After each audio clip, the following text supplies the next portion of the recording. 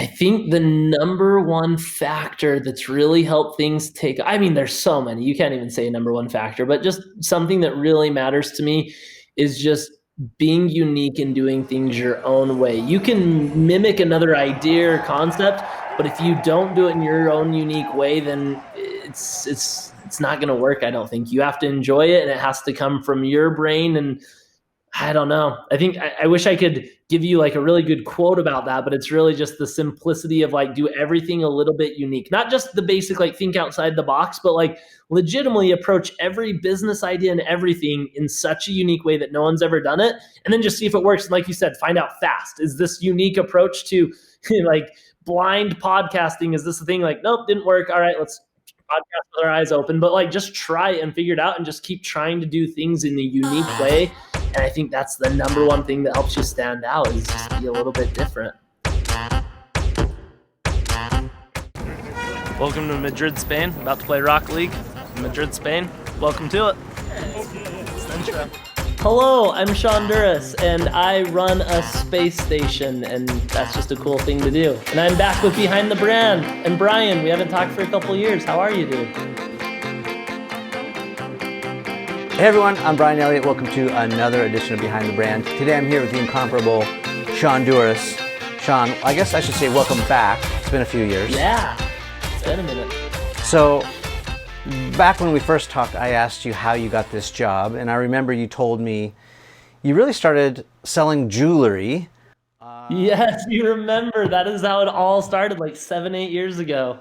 And you discovered or stumbled upon this demand that women had for jewelry and nice things, and you also discovered Facebook.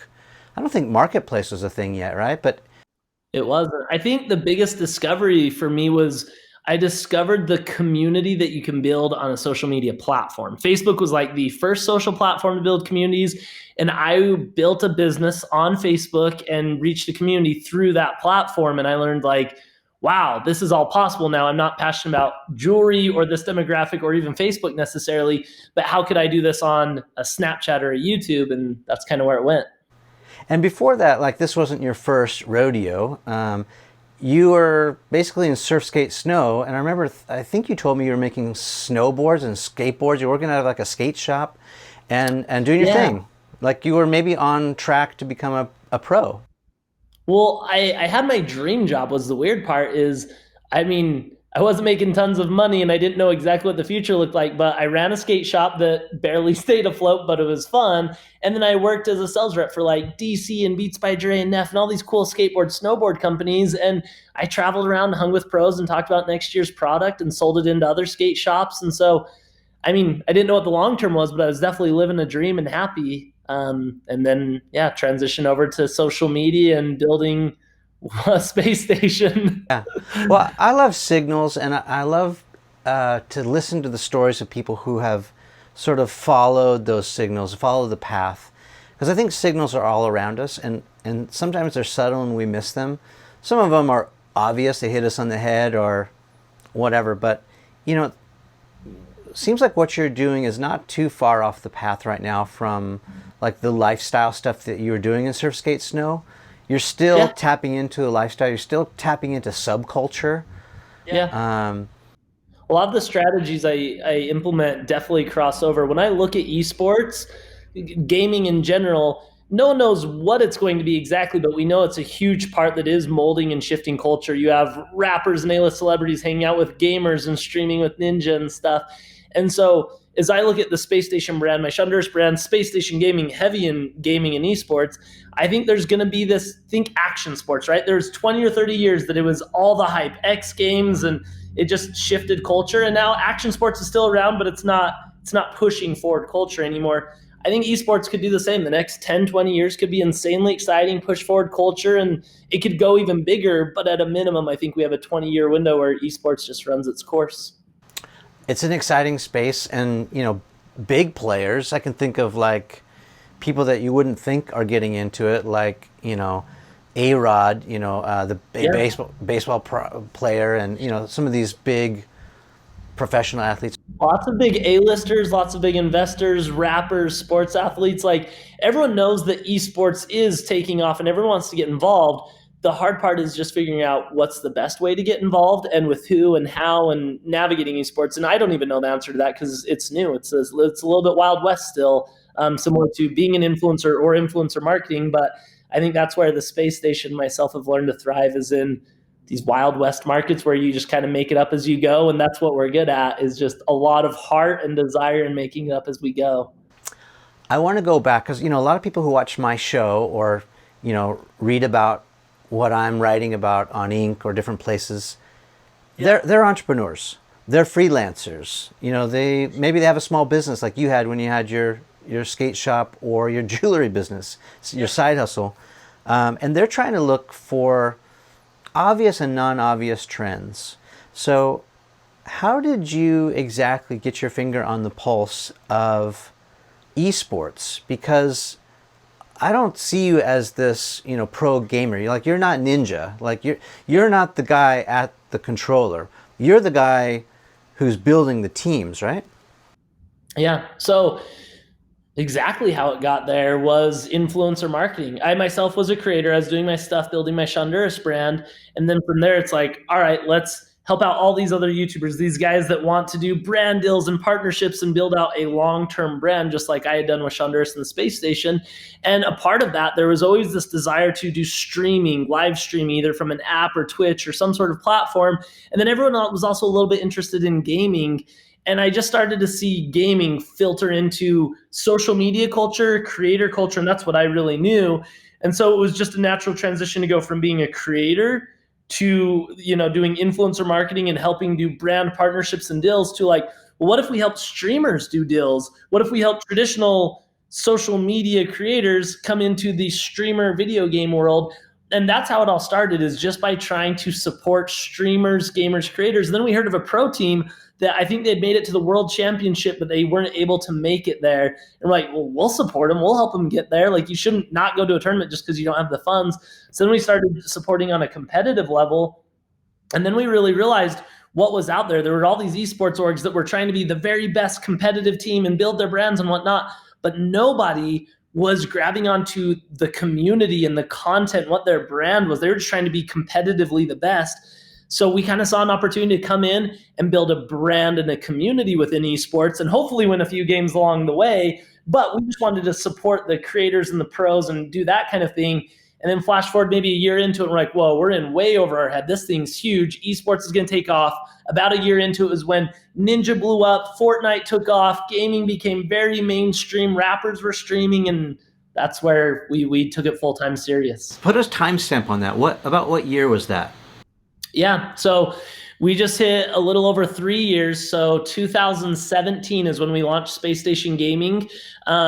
Maybe later that year is when Fortnite and Ninja and all that stuff started blowing up. And then 2018 is when all the video game leagues started to franchise, meaning instead of just any random team coming in and playing here and there, it's like, no, we have a sanctioned league. And if you're part of this league, you're part of our franchise program or whatever, you can have skins in the game. There's a way that if you invest in these players and put them in a team house and build out an economy with a developer in a game, then in return you can get skin sales and it's reciprocative. And esports has been around for 20s of years, competitively, StarCraft, whatnot, but they never had that structure. If you're the worst team in the NBA, you're still in the NBA next year. If you're the best team in the NBA, you sold a lot of merch and have a huge fan base and an opportunity, and then everywhere in between.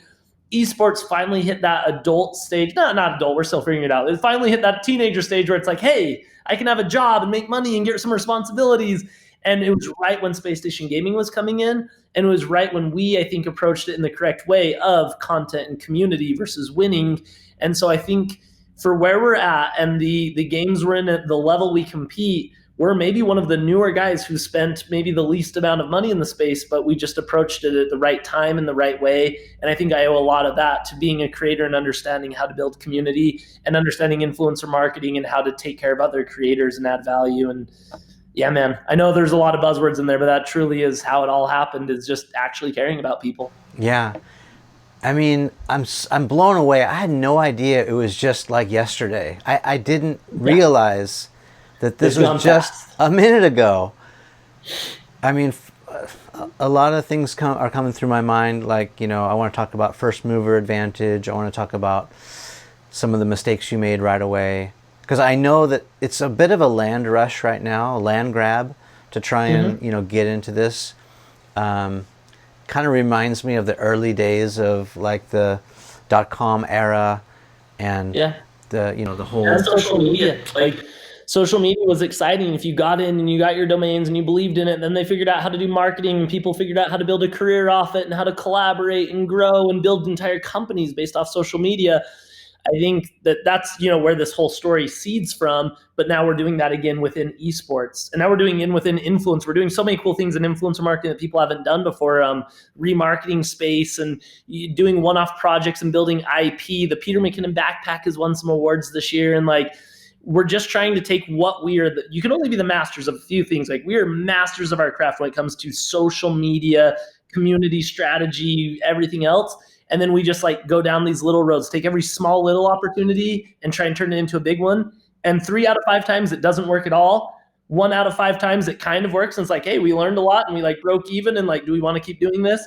And then 1 out of 5 times you're just going to hit a home run and be like, wow, esports is a thing. We have space station gaming, or wow, like we can do vid summit, a social media marketing conference, and like people are enjoying it. And it's, yeah, 1 out of 5. It's all ratios. Got to take every small opportunity and try and turn it into a big one. Yeah, let me see if I can ask some more directed questions, to help our audience, people who are thinking about building a brand. Yeah.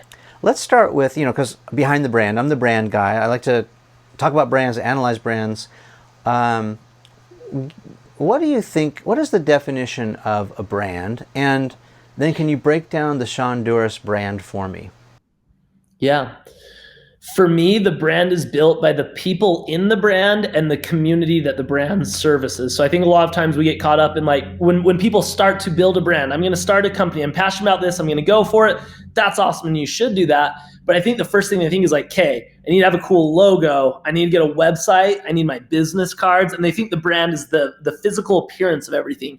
The brand is, how are you going to approach this uniquely, and what's going to be different about the way you're doing this than what other people have already done? And then who are the people that are going to be associated with your brand? Who's the community, and how are they going to gain value from this? And how are you going to change people's lives? And that's what the brand is. So when you look at the Shonduras brand, when I started doing YouTube vlogs, my buddy Casey Neistat was like, Sean, you're killing it on Snapchat. You're the king of Snapchat, but I don't think that's long term, and I know you don't think that either. You need to transition to YouTube, start doing daily videos, all that. And it wasn't just like, okay, cool, I'm going to do that and start posting. I wanted to figure out what my brand was, and my brand was, I want to spread positivity and add value to people. So it was, how do I have the best day ever every single day and show other people how to have that best day ever, right? So Yeah. let's go back Going to a million your. miles an hour. Sorry, man. No, it's fine. I have a lot of questions. This is all fascinating, but I want to go back to your friend, Casey Neistat. So you guys weren't friends at first. How did that happen? And I want to talk about how rare and special that kind of moment is, or even when you meet another friend like Peter McKinnon. Now I know Yeah. Peter's friendship is more strategic and part of your, overall brand strategy. And maybe you can explain that. But I want to go back to Casey because, and you can correct me if I'm wrong, but to me, that meeting of Casey or with Casey is a very fortuitous moment.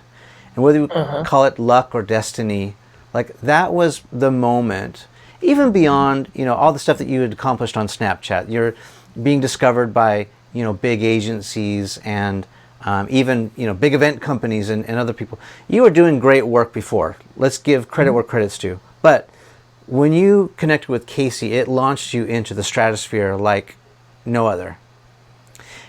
Do you consider that a Yeah, pivotal moment? not exactly, to be super honest. So the first thing is like both Casey and Pete were not strategic relationships. I mean, they were down to the core. They definitely helped me, but like the reason they worked is because they were real relationships. Like Casey was already pretty popular. I was pretty popular on Snapchat, not to his level, but we had a lot of similar interests and we had a similar personality and we became actual friends. And so for 6+ months, we were just actual friends, and that's where it came from. And then when I launched my YouTube channel, he didn't shout me out. It didn't help out. He was like, yeah, if this becomes a long-term thing, like that's really cool. but I think I hit 500,000 subs before we did a collaboration. So it did help, but the key is that it's surrounding yourself with good people. Pete, our very first time hanging out was in Ireland, and we just became good friends. We were speaking at an event, and then after that event, knowing that we were great friends, I was like, "Hey, do you want us to help you?" Kind of in that event, right? Like, do you want us to help you find deals and opportunities? And we added value to him right away. So I think it's friendship and value, and then all the strategic stuff kind of trickles along after. Yeah. If you go strategic first, it doesn't feel sincere. Right, and I guess I'm asking because I'm looking for like a model or a template or even a tactic. Like, that tactic is surround yourself with good people, man. If you just have good friends and you care about everyone and try and help them out, both Casey, I brought an opportunity right out the gates in which we could do a Forbes interview together and stuff. And then Pete, we brought him some deals and stuff right away. So it was like adding value to that other person and just like having friends everywhere. And then eventually, like Pete was nobody when we first met him, and Casey had just started vlogging. He wasn't a legend when we first became friends, and then they built into that. So I think the tactic is surround yourself with good people, and then as those good people accomplish a lot, it really benefits you to be friends with them. yeah, and I'm totally on board with that. I can co-sign that 100%. I want to push back a little bit, just because I can hear the chirping from the comments, like, "Oh yeah, surround yourself with great people," like Casey and I said, and Peter McKinnon. Easy for you to say. You know, I would like Casey to be my friend, or Pete to be my friend, but you know, I have no business hanging out with those guys because they're at a different level. So to Neither did I. Just to be clear for everyone listening, I'm a normal dude from Utah that had no connections and no money. I just put myself in positions where I got to meet Pete for the first time and Casey, and then just built a real relationship. And then we both accomplished huge things and collaborated. But yeah, man, the first step is just getting in front of people and adding value. The reason I met Casey is because Forbes wanted to do an article about me doing Snapchat. And I said, yeah. And they said, next time you're in New York City, just let us know. I was like, I'm not going to be in New York City anytime soon, but I'll make it a point. And then I hit Casey. I was like, hey, you don't know me, but I'm doing this cool Snapchat stuff. I'm going to New York City to do a Forbes article about Snapchat. I think it would be cool if you were part of that with me, and we should meet up. And he's like, okay, cool. And so I added value to him, and then we just kind of became friends from there. But that's kind of how it happened. so there it is. That's a lesson I was trying to draw out, because Yeah. I mean, I was hearing it, we're dancing around it, but I think that's the lesson, at least for my audience, is, you know, you talked about adding value, and you know, you didn't ask for anything first. You just brought, you know, presented or invited him to participate in what would, you know, also benefit him, with no strings attached, you know, and then you went for it. I think it's a really good lesson. I remember, you know, a friend and mentor of mine, Seth Godin. Seth writes books, and he's like the godfather of marketing, Kiss the Ring. He told me the story of, he really wanted to meet Jeff Bezos. And if you know Seth or know what he looks like, you know, he's not athletic, okay? But like, he really wanted to meet Bezos, and he figured out somehow through the socials or whatever that Bezos was running in this 5K race. It was a charity event, whatever. So he signed up. And, you know, he got his number, and he's not a runner, but like he said, he did a little bit of training to get in. Anyway, so he maneuvered his way to run next to Jeff Bezos and introduce himself, and that's how, you know, he got himself into that position. Yeah, exactly what you do. And so I think that's kind of what you're saying in a way. It's like, put yourself in a position to surround yourself with great people. Yeah. But if right while you're running next to Jeff Bezos, if you start telling him about this awesome idea you have for an app, he's instantly going to hate you, and you just ruin the opportunity. If you're running by Jeff Bezos and you just make a little comment or something so he remembers who you are or something, and you figure out how to touch base with him again, and that's where I mean, Jeff Bezos is a hard one because he's so far up there. But it's like when I met both Casey and Pete, they were creators just like me who were – Casey was a little bit more further along than myself. Pete was actually less further along than myself, but equally I just built friendships with both, and then we kind of went from there. So I think that's the thing, is to add value and be cool with them and build a real friendship, not a strategic one. And then together you can do strategic stuff eventually. Yeah, I love that lesson. Let's go back to the Shonduras brand, and how is it different? So maybe other people who are watching have multiple product lines or multiple companies? I know I do. I have a... Yeah, it's really important to have a personal brand for yourself, first and foremost. So anyone needs to have their personal brand unlocked, because that's how you jump from one opportunity to the next. You can't always leverage like, oh, I did this back in the day. Like that can be part of your portfolio, but the overall portfolio builds up to I am Shonduras. I am... Like Tesla wouldn't be the same thing it is without Elon Musk, right? Or if Elon kind of messes up in a huge way, that does affect Tesla. So everything comes down to a personal brand as well. So thing one, grab your personal brand. Thing two, I think it's great to separate what you're doing from your personal brand, but keep it very synergistic. So that's why we created the space station. The space station is this giant company that doesn't necessarily generate revenue or have a fan base or any sort of logistics, but the space station is an incubator for all these opportunities within it. Influencer marketing, strategic partnerships and consulting and investments and that kind of businessy stuff. Holiday's running that. I'm on the YouTube channels, content creation, YouTube algorithm, that kind of stuff. And then we have Space Station Gaming and Esports orgs and whatnot. And then the entire space station connects the dots here and there. We have a creative team that services all the different companies. So instead of a website guy for each of these opportunities, there's one website guy for the whole space station. He can service everyone. But the brands are all unique, but they're all tied together and synergistic, and that way they support each other. Everything you accomplish should support something else you're accomplishing, I feel like, yet have its own separate brand. Was that an easy decision, or did you do some gymnastics to get there? Just kind of happened naturally. I mean, again, I have a huge drive and desire to accomplish a lot, but I don't know what I'm doing. I'm not a natural born leader. I would say I'm more like a creative and a visionary, and I'm good at execution. I'm good at building, but I'm not good at being a leader and being the overall decision maker of all this stuff. So it's just learning as I go, and then seriously finding a really good partner. I found a really good partner in Sean Holiday. We complement each other super well, and together we could build an entire space station. And then finding other good partners so that this guy can run this category, this guy can run this category, this guy can run this category, and then we can spend our time being the synergistic connections between all of them. Like Space Station Integrations does the influencer marketing and connects for gaming, and gaming winning a world championship validates and leverages everything else we're doing. And then Shonduras, when our YouTube videos get 1 million, or I think we're at 230 million views a month right now. That's tons of exposure for Space Station Gaming. Also, we're doing deals with clients from integrations and over delivering and adding value. Like everything is synergistic and making it stronger, yet everything is its own brand with its own team, its own leadership. And then on top of that, it's just me and Holiday connecting dots and doing awesome things for the whole space station. What mistakes have you made? My biggest mistake is it's taken me too long to learn how to be a leader. Like I just wanted to be in the trenches building. I'm a brand guy. I'm a creative guy. I've been jumping around for too long, call it the past year and a half, that I've been jumping around like, no, this is how we should do it. Like merch should really look like this. Like here's the reason our social media posts do so well. We do this and this, and trying to help build around everyone and jumping from trench to trench. And I've since learned, and I wish I would have done it earlier, that I just needed to let the people build the company, and I just help align the people on our vision. Here's our vision for Space Station Gaming, and this is why our social media is so incredible. Go get after it, guys, and I'll let you know what we need to change or what looks perfect. All right, guys, with the channels, here's what we're doing, and here's the vision. Let's build apps and merch and do all this stuff. And I think that that's what I'm learning now, but I wish I would have learned it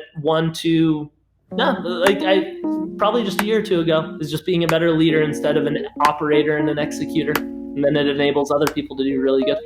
I mean, we were just sitting back, chopping it up, reminiscing about the good old days and all that. Tracking my roots, where I came from and where I'm going.